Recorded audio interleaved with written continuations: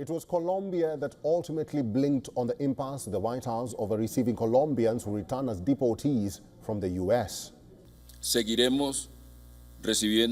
We will continue to receive Colombians who return as deportees, guaranteeing them dignified conditions as citizens with rights.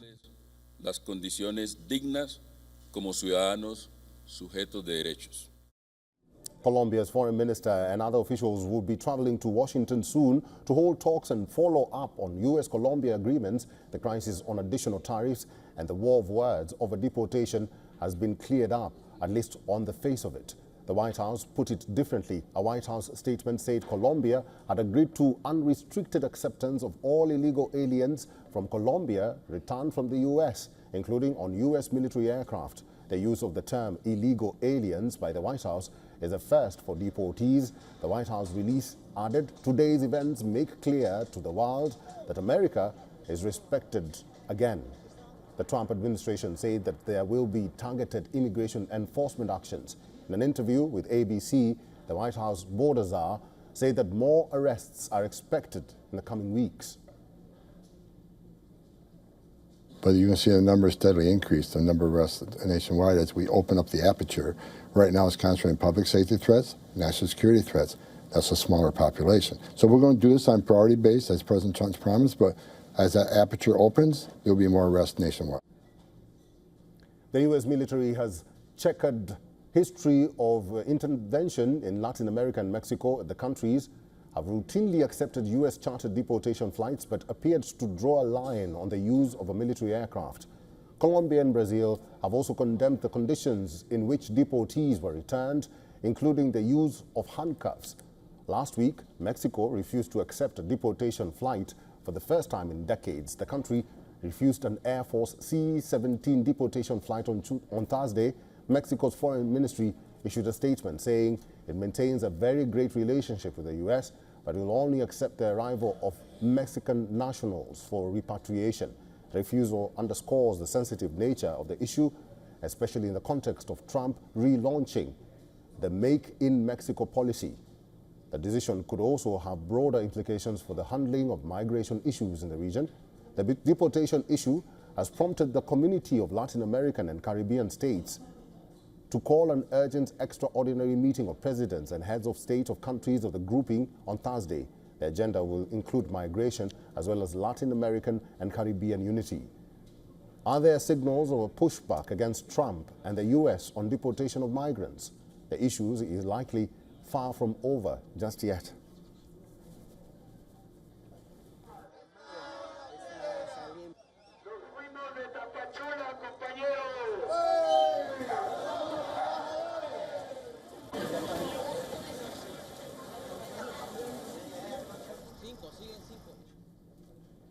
Peter Kuznick is Professor of History at American University. He is now joining us live from Washington, D.C. Professor Kuznick, always good to have you on the show. Help us understand Trump's strategy here, because when we are talking about aliens, the terminology aliens, there are some countries which are not taking it lightly, and one of the countries is Colombia.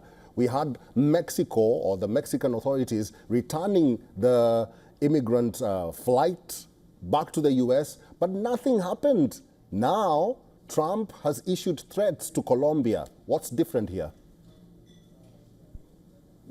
There's nothing really different, except Mexico then afterwards accepted U.S. migrants who were being returned. Gustavo Petro, the recently elected president of Colombia, who is a leftist, refused to accept the migrants who were being returned in military transports, in handcuffs, and said they should be treated with dignity. And in his posting on social media, he made some references saying that Colombia would never send people back like that, as that kind of Nazi-style behavior. So he stood up to Trump, and Trump, using the power that he has, being the bully that he has, the bully that he is, came down very, very hard against Colombia. And it was sad to see, but Petro caved in. So far, Trump is acting in a Trump-like manner, using threats using force, using bullying, which the way the United States did for decades and decades with Latin America. The United States is going back to that gunboat diplomacy, that tough guy stance, threatening and forcing its way upon weaker countries. Professor Kuznik, so what do you make of actions by the bully Trump, as you call him, when it comes to tariffs and sanctions against countries like Colombia, like Mexico, if they do not adhere to his order? That's typical Trump behavior. He's wanting to show the world how strong he is, how tough he is.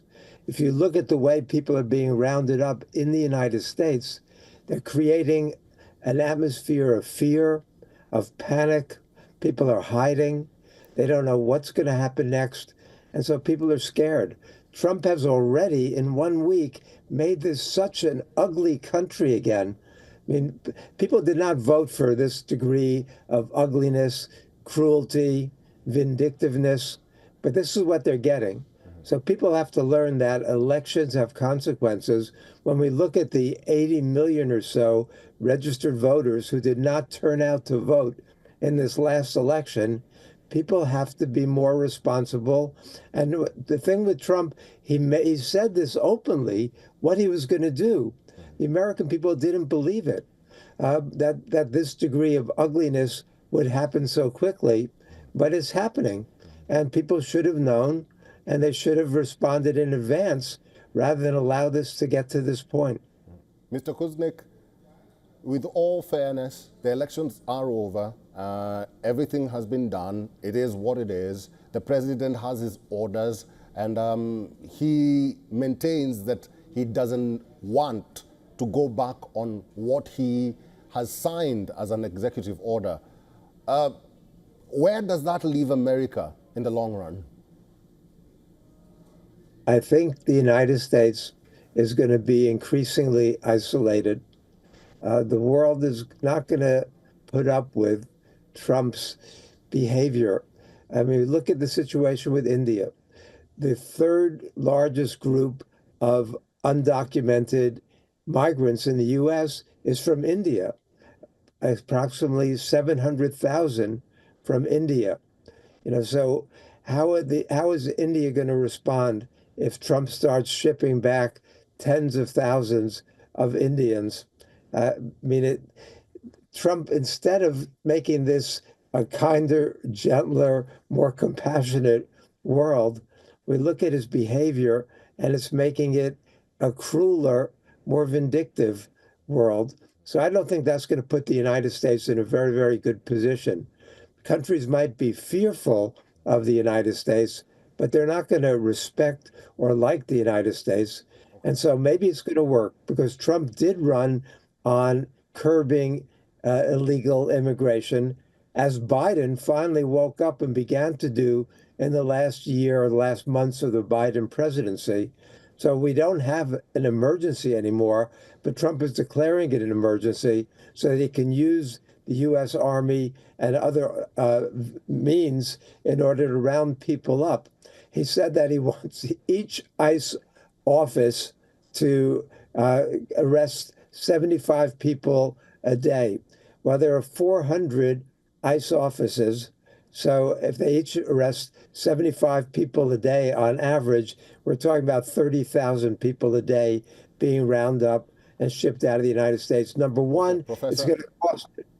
Professor, yeah. I'm sorry to cut you short, but we are out of time right now. Thank you very much for your insights today. This is Professor Peter Kuznik. Thank you for talking to us today.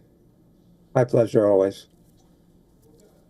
For all the latest news, download the WION app and subscribe to our YouTube channel.